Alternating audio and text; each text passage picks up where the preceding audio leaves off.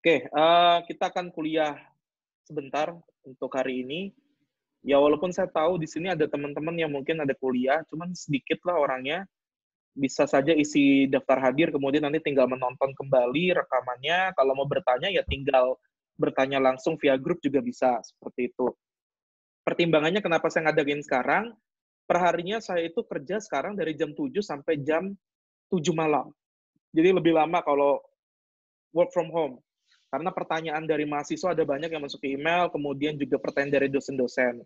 Jadi mohon pengertiannya saja, kenapa saya cari pagi supaya siangnya sudah mulai bisa kerja kembali.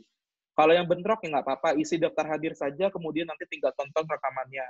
Kalau kurang jelas, nanti tinggal bertanya. Sekali lagi mungkin saya perjelas di sana, sebelum ada yang protes nantinya.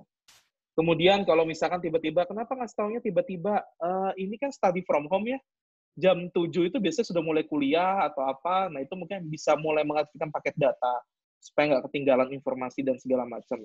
Toh ketinggalan pun sudah direkamin gitu loh, tinggal nonton saja. Kalau mau minta lagi sesi khusus untuk belajar kembali, ya saya tinggal buka lagi. Tapi protesnya jangan di Facebook, karena saya juga nggak bisa baca, dan itu malah jadi nimbulin masalah yang lain. Oke, hari ini kita akan masuk ke clean code yang bagian kedua. Kalau kemarin kita sudah belajar bagaimana caranya memberikan nama yang baik untuk apapun yang ada di program kita, mulai dari variabel dan seterusnya, kelas. Nah, kalau sekarang adalah kita memandang si clean code itu dari function. Function di sini tuh berarti kita bicaranya method. Metode itu ada dua, ada function dan ada prosedur. Bedanya apa? Saya rasa Anda sudah sangat paham bedanya prosedur dengan function. Di mana prosedur itu biasanya digunakan oleh kita untuk membuat atau mengerjakan sesuatu, sementara function kita buat untuk mengembalikan nilai. Jadi ketika dia dipanggil, dia akan mereturn sebuah nilai, di mana nilainya biasanya kita tampung dalam sebuah variabel, atau bisa saja langsung dimunculkan ke layar menggunakan perintah console output, tergantung kalian pakai bahasa pemrogramannya apa, atau pakai GUI dan segala macam. Nah, hari ini kita akan bahas bagaimana sih sebetulnya clean code itu memandang perspektif fungsi yang baik. Jadi sebuah fungsi, ya fungsi di sini mungkin saya akan ganti dengan metode saja, biar kalian lebih umum bahasanya. Metode yang baik itu harus seperti apa? Kalau kita bicara metode sendiri, sebetulnya metode itu ada dua hal yang harus diperhatikan. Yang pertama adalah isi dari metodenya. Jadi ini isi dari metodenya itu ngapain? Apakah mengerjakan sesuatu ataukah mengembalikan nilai? Nah, itu yang harus dibahas. Kemudian yang kedua adalah jumlah parameter yang digunakan. Seringkali kalau kita membuat prosedur, itu jumlah parameternya besar sekali. Terutama mungkin kalau kalian yang sudah pernah kuliah dengan Bu Tati itu seringkali membuat prosedur atau fungsi yang si prosedur atau fungsi tersebut parameternya banyak, kemudian juga memanfaatkan parameter output. Tapi coba kita lihat ke bahasa pemrograman modern, di mana bahasa pemrograman modern sendiri itu tidak lagi mengeksplisitkan output, parameter output gitu.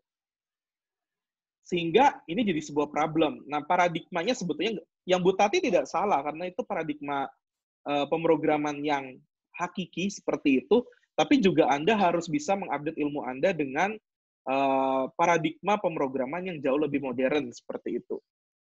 Nah, mari kita lihat slide-nya.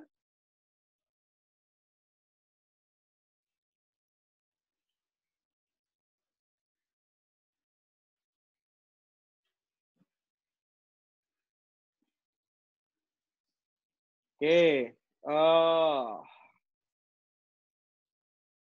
jadi ini tadi yang saya bahas bahwa kalau kita memastikan metode yang kita buat itu clean, itu dipastikan dari dua hal.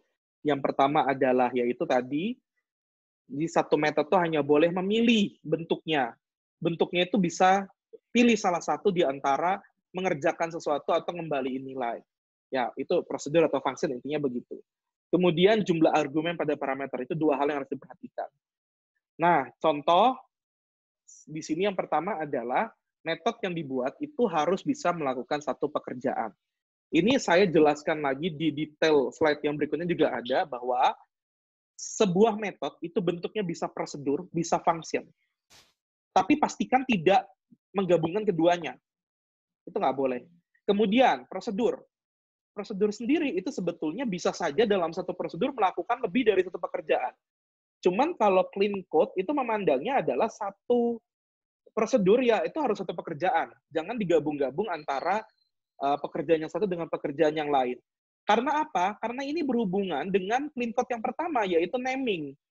Di mana naming dari si metode tersebut harus bisa mengeksplisitkan intensi atau maksud dari yang kita mau buat.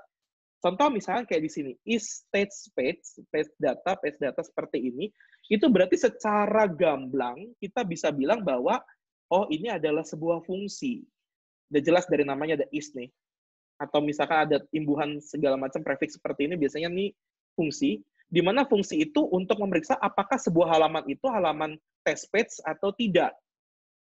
Jadi kan kita bisa tahu seperti itu. Tapi bayangkan jika ketika saya buka si metode ini, isinya banyak gitu, misalnya tidak hanya untuk memeriksa apakah test page atau tidak gitu. Nah itu kan juga jadi tidak mengeksplisitkan intensi seperti itu. Nah itu yang jadi masalah. Contoh kayak di sini kan berarti benar-benar nih, misalkan jika dia punya atribut tes, maka kembalikan iya atau true, kembalikan tidak kalau misalkan memang tidak. Itu jelas sekali pekerjaannya bahwa si method is test page itu hanya untuk memeriksa apakah si sebuah halaman itu halaman test page atau tidak, dan seterusnya. Begitupun dengan prosedur, ini berlaku di function maupun di prosedur. Nah, kita kan bingung kalau misalnya kita punya seperti ini, gitu. Di mana, ya, penamaan dan segala macamnya itu tidak menggambarkan konten dari si metodenya. Ini metode yang sebetulnya cuma pengen ngerender sebuah halaman, tapi dia menggabungkan dua buah hal. Dia ngerender page dengan setup, kemudian habis itu keduanya dengan tear down. Itu sebenarnya dua pekerjaan. Anda nggak boleh gabungkan jadi satu. Pisahkan dia jadi dua metode seperti itu. Nah, kemudian juga kita seringkali ketika berbicara apa ya istilahnya pembuatan metode itu, misalnya kita punya if, then, else, atau misalkan perulangan, terserah Anda pakai yang for do, atau misalkan while do, atau do while, terserah Anda, atau repeat until, itu seringkali kita mengisi banyak sekali block statement di dalam si if ataupun else-nya. Nah, itu sebetulnya kurang disarankan. Lebih baik dibungkus semua ini dalam satu buah metode, supaya jauh lebih simpel. Kenapa jauh lebih simpel? Kita juga memaknainya atau membacanya juga lebih cepat. Oh, jika si metode is test page ini tidak atau jika bukan test page, maka setup dia dan seterusnya. Itu kan juga jadi lebih gampang. Coba bandingkan dengan sebelah kiri. Ketika kita baca sebelah kiri itu sebenarnya kontennya mirip, sama gitu. Cuman yang berbagai macam sintaks ini dibungkus jadi satu kalau di sini. Nah, itu yang jadi membacanya menjadi sulit. Ingat, salah satu tugas dari clean code adalah readable. Jadi readability-nya harus tinggi seperti itu supaya nanti ketika kita maintenance lebih gampang.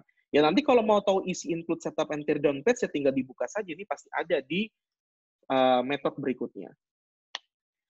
Nah, ini yang disebut dengan apa ya istilahnya one level of abstraction per function itu.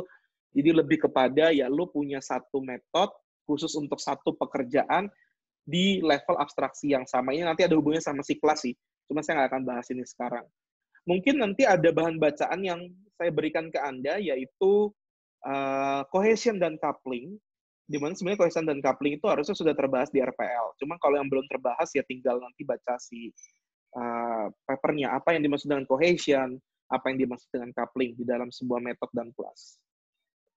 Kemudian, kalau kita ingin membuat metode yang baik, ketika kita nih belum buat metode apapun, lalu kita punya sebuah cerita runtutan tugas, maka yang Anda harus lakukan adalah bikin dulu step down rule-nya. Di mana step down rule itu cara bacanya adalah baca dari atas ke bawah, kemudian ceritanya Anda harus parsing atau harus bagi-bagi berdasarkan pekerjaannya. Contoh, misalkan saya punya pekerjaan itu include the setup tear down, we include setup, then we include test page content, and then we include the tear down. Ini kan 3 pekerjaan. Ini kan 3 pekerjaan. Dari sini kita bisa tahu, oh, untuk bisa begini, Maka kita harus buat metode ini, kemudian di metode ini kita harus panggil metode ini, dan seterusnya. Jadi kita bikin dulu statement seperti ini, jadi kayak soal cerita gitu loh. Kayak kita bikin ceritanya dulu, supaya kita bisa bayangkan ada berapa metode yang kita harus buat, bentuknya apa, prosedur atau function. Jadi ini cara yang memang apa ya istilahnya disarankan untuk bisa membuat desain dari metode yang baik seperti itu. Jadi bikin dulu ceritanya. Misalkan apa ya? Saya pengen minta orang untuk menginputkan angka, kemudian setelah orang itu menginputkan angka, dia akan menambahkan angka tersebut dengan angka 2, kemudian di akhir saya periksa apakah angka yang ditambahkan dengan 2 tersebut merupakan bilangan genap atau bilangan ganjil. Itu simpelnya seperti itu. Saya ulangi, input, kemudian habis input ditambah dengan 2, habis ditambah dengan 2 diperiksa ganjil atau genap. Nah, itu kan bisa kita kelihatan dengan kalimat seperti itu, kita akan bikin atau meng-create berapa metode. Metodenya berupa function atau prosedur udah kelihatan dari sana. Contoh misalkan tambahkan angka dengan 2, berarti kan Anda bisa saja membuat fungsi, di mana fungsi tersebut nanti mereturn bilangan yang di-input oleh user, ditambahkan dengan 2. Oh, inputnya berarti bikin prosedur, karena mengerjakan sesuatu. Tapi kalau misalkan tiba-tiba dia mau mereturn nilai, ya bentuknya function, dan seterusnya. Dari situ kita bisa kelihatan bentuknya. Walaupun sekali lagi, tetap pada praktisnya, kalian yang bisa menentukan berapa jumlah metodenya, kemudian juga bentuknya prosedur atau bentuknya function. Seperti itu. Kemudian kalau kita berbicara jumlah argumen, argumen itu parameter, jangan bingung lagi. Nah, si jumlah argumen itu dalam aturan clean code itu maksimum 2. Jadi kalau kita punya banyak operator atau banyak apa istilahnya, banyak parameter, maka bungkuslah parameter tersebut dalam sebuah objek. Jadi kita bikin dulu kelasnya, lalu kita bungkus dia menjadi kita bungkus objeknya dalam sebuah kelas seperti itu. Contoh seperti ini. Jadi kan kalau kita berbicara ini sebetulnya kelihatannya kayak hanya satu parameter.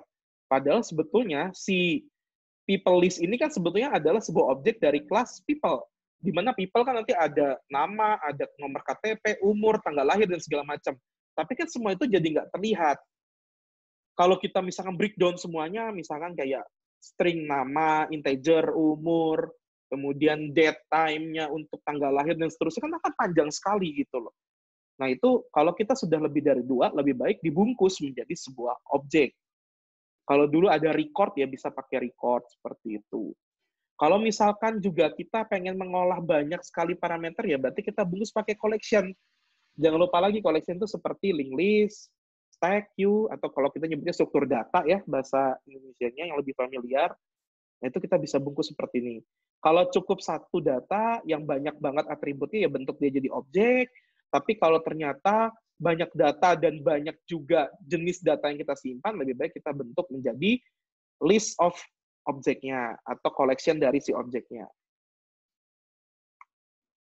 Kemudian yang paling penting, ini sebetulnya common query separation, di mana common query separation tadi yang saya bilang gitu loh.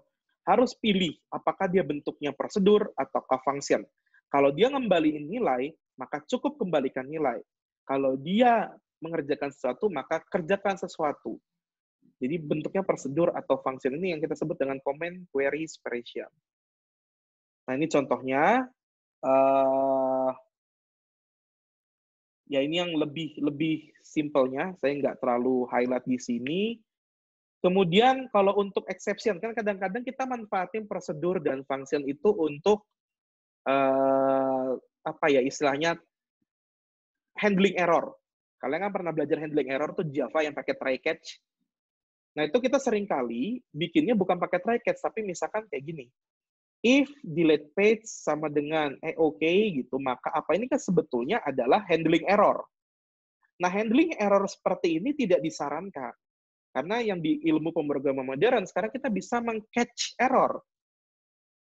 Namanya pakai try catch atau misalnya pakai apapun, bahkan kita bisa membuat error kita sendiri, nanti kita tangkap sendiri, seperti itu.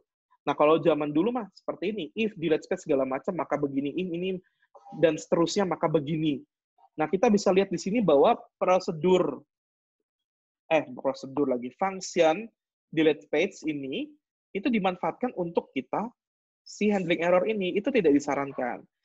Yang disarankan seperti apa? Disarankan nanti kita bisa pakai namanya try catch. Seperti ini. Jadi nanti kita cukup catch si errornya, kemudian baru kita berikan dia suatu message atau apapun itu. Nah, ini yang lebih disarankan dibanding Anda pakai if. Yang dalam if-nya juga memanfaatkan metode lagi. Seperti itu. Ini harus belajar try catch ya. Kalau yang misalkan lupa, ya mungkin kembali buka lagi modul Java-nya di bagian error handling, atau enggak baca buku saya tentang pemrograman objek. Di situ saya jelaskan sekali tentang try catch seperti itu. Bahkan diajarkan sampai cara membuat errornya sendiri, kelas errornya. Kemudian juga bisa pakai try catch block yang pakai throw, itu juga bisa. Ini nanti nggak akan saya jelaskan terlalu banyak, karena kalian harus baca dan coba lebih lanjut. Nah, ini kalau kita pakai kelas sendiri, throw exception, segala macam, itu kita bisa pakai kata throws. Tapi intinya adalah, jangan pakai if, kurung buka metode. Jika metode ini menghasilkan ini, maka apa? Jangan gitu error handlingnya, tapi pakai try catch. Itu untuk menghindari kejadian yang konvensional. Seperti itu. Kalau clean method cuma segini sih memang. Jadi simple. Jadi kuliahnya juga nggak terlalu lama. Ada pertanyaan dulu tidak sebelum saya lanjutkan ke pertanyaan yang di kuliah online? Silakan kalau mau bertanya langsung aja dipakai sound. Atau pakai chat. Ini saya lagi baca dulu.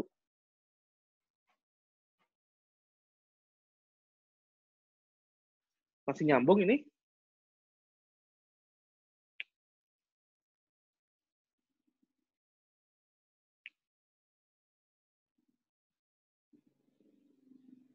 Jadi gini, dulu namanya handling error itu dia pakainya if, bukan pakai try catch. Itu yang saya maksud dengan handling error konvensional.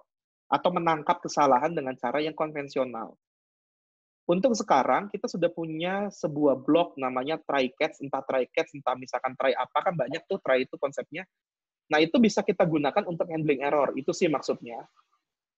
Jadi kalau nanti kalian pengen bikin halaman login nih, login itu kan banyak banget validasinya. Jika datanya tidak sama dengan database, jika si edit box-nya masih kosong, jika apa. Nah, itu biasanya kalian, orang yang baru belajar ngoding, itu bikinnya pakai if. Jika edit box-nya kosong, maka munculkan ini. Jika ini, maka ini.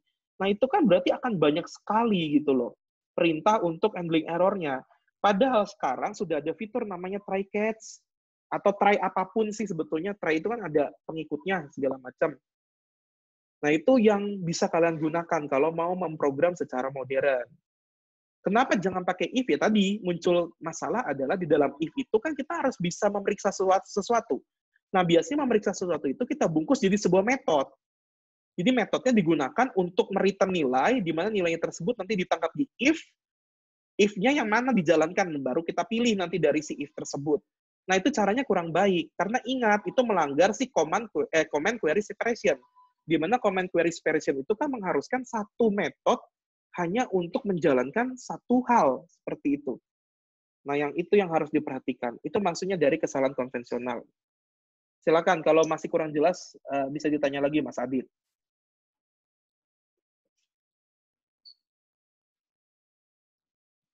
Apa sudah jelas atau masih ada yang belum jelas?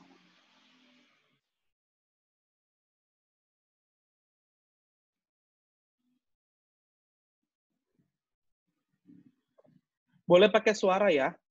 Jadi tidak harus pakai chatting, takutnya saya tidak terbaca di sini. Oke, kita lanjutkan dulu ke pertanyaan yang di LMS. Cuma 3, jadi cepat ini harusnya ngebahasnya. Metode harus mengerjakan sesuatu atau menjawab sesuatu, bukan melakukan keduanya. Pak, untuk ini saya kurang paham maksudnya seperti apa. Ya balik lagi aja ke paradigma pemrograman di mana metode itu bentuknya 2. Bisa, ya kalau mungkin kalau sekarang Anda nggak nyebut prosedur atau function ya, Anda sebutnya void dengan fungsi bertipe data. Jadi fungsi bertipe void dengan fungsi bertipe data. Kalau sekarang kan gitu ya nyebutnya. Ya kalau Anda mau yang fungsi bertipe data, berarti tugas Anda adalah mengembalikan nilai. Sementara kalau Anda fungsi bertipe void, atau kita biasa kalau dulu sebutnya sebagai prosedur, yaitu digunakan untuk kita mengerjakan sesuatu. Nah, prosedur sendiri itu kan bisa saja mengerjakan lebih dari satu pekerjaan. Nah, itu yang Anda harus make sure bahwa satu prosedur hanya untuk satu pekerjaan, supaya namanya sesuai. Misalkan prosedur tambahkan angka dengan 2. Ya udah, berarti tambahin angka dengan 2. Nggak perlu ada yang lain. Kalau misalnya tiba-tiba di dalamnya Anda tambahin juga dengan angka 10, itu berarti kan ada 2 pekerjaan, tambah 2 dengan tambah 10. Itu nggak boleh. Karena apa? Secara si prosedurnya namanya juga udah jelas, tambah 2. Ya udah tambahin 2, seperti itu. Pak, boleh nggak tambah 2 dan 10? Tidak boleh, karena 2 pekerjaan. Kenapa nggak dibikin 2 prosedur, tambah 2 dan tambah 10? Itu maksudnya dari si pernyataan ini. Intinya begitu. Kalau ada interupsi pertanyaan, silakan ya. Nggak apa-apa ya. Kemudian, saya masih kurang paham dengan comment query separation, yaitu yang tadi sih sebetulnya satu metode itu harus bisa kita pecah, apakah dia bentuknya fungsi bertipe void, atau kita sebut dulu dengan prosedur, atau fungsi bertipe data, seperti itu. Kemudian di fungsi bertipe void atau parameter, kita harus make sure bahwa satu prosedur mengerjakan satu pekerjaan.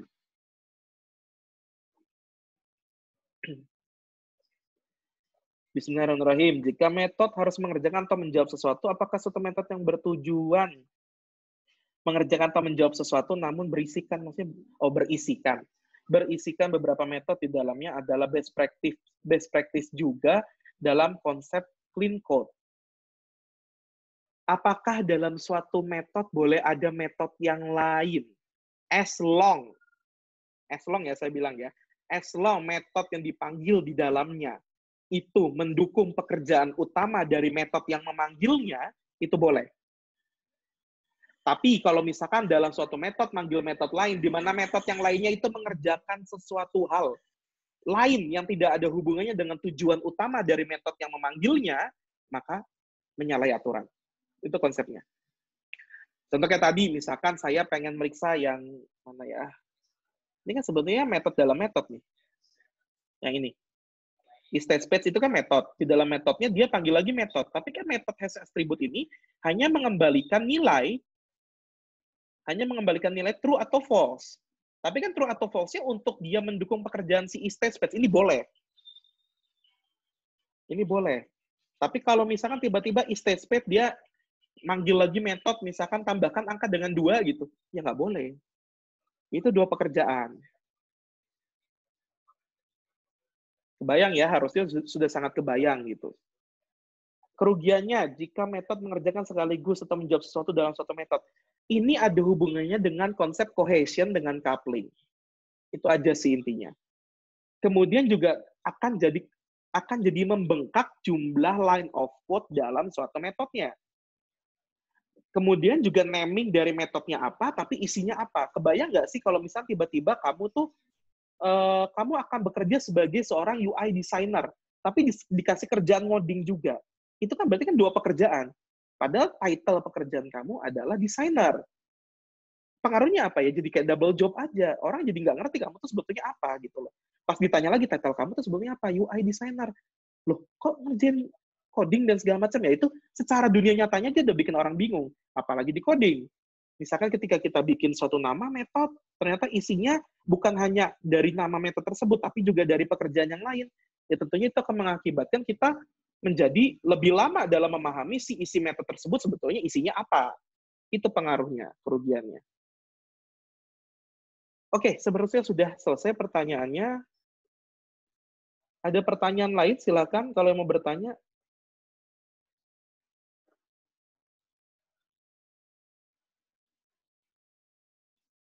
Tadi jawaban saya jelas atau tidak itu? Jelas, Pak. Oke.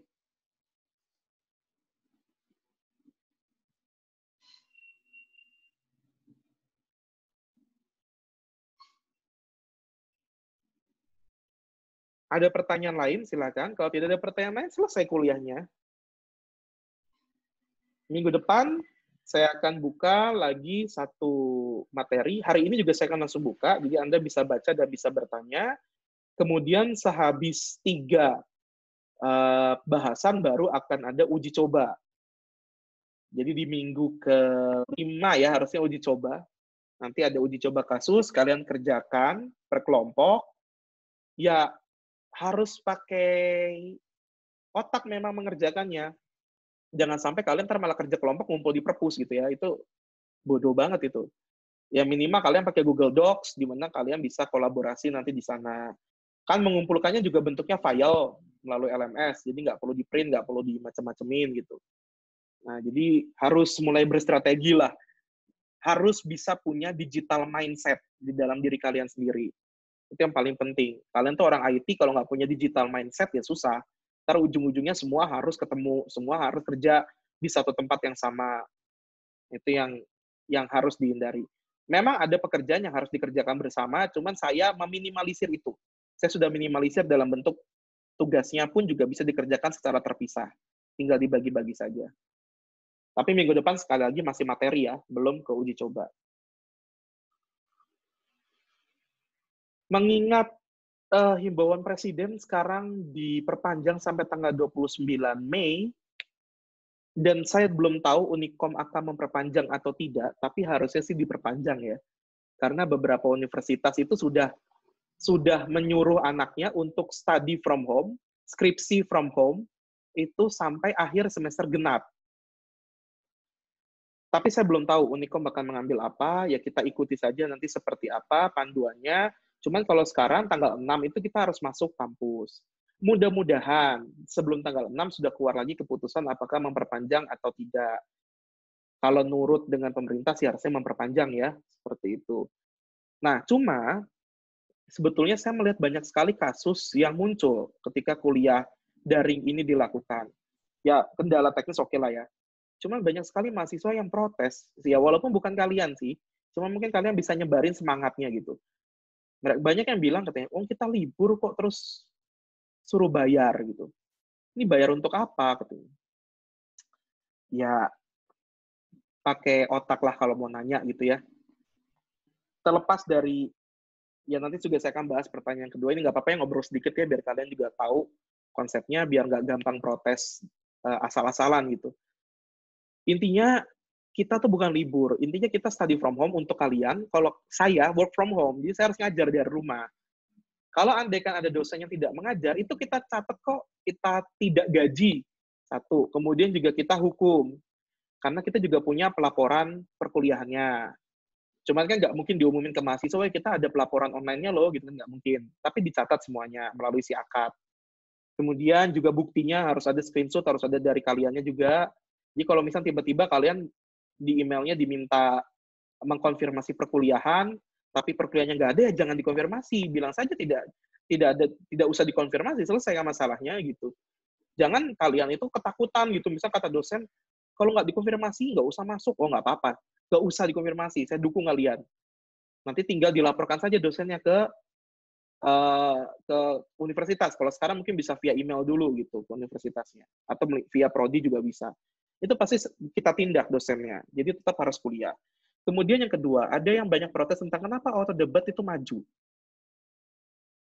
Ini baru kuliah 2 minggu, terus kita tiba-tiba nggak masuk juga, belajarnya dari rumah, ini udah minta auto debat lagi.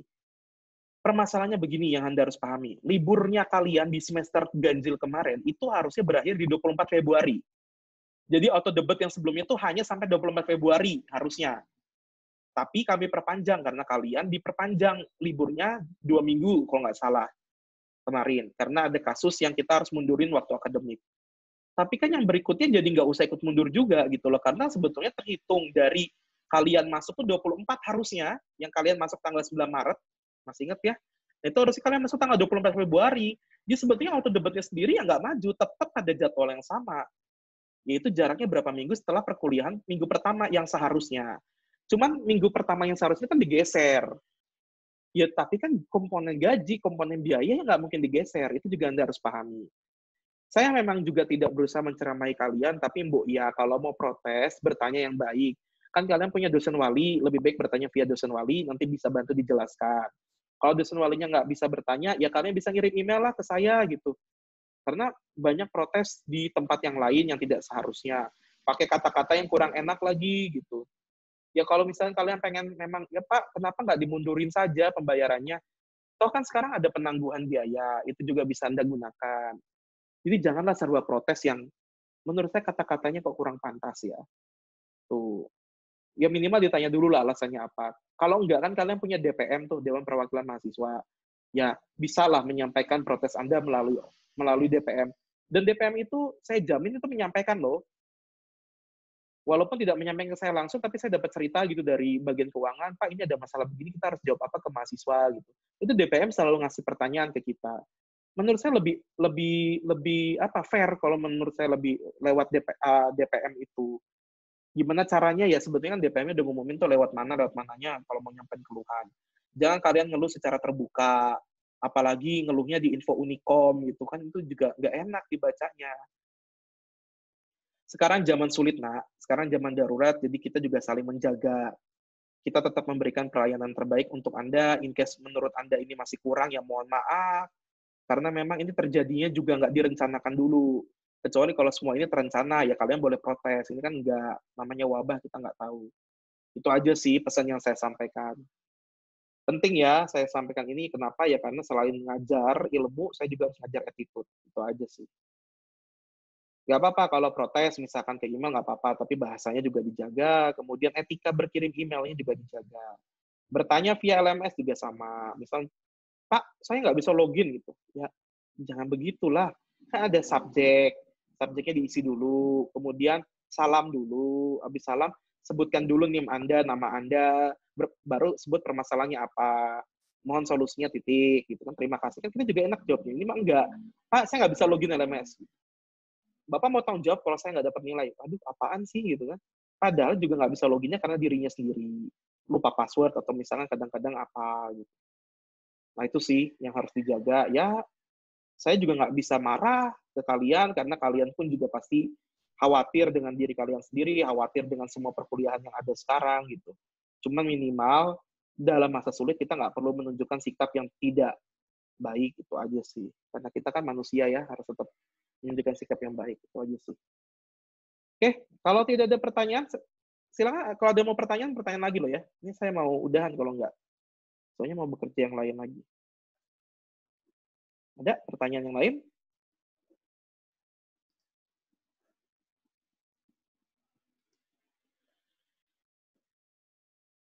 Oke, cukup. Nanti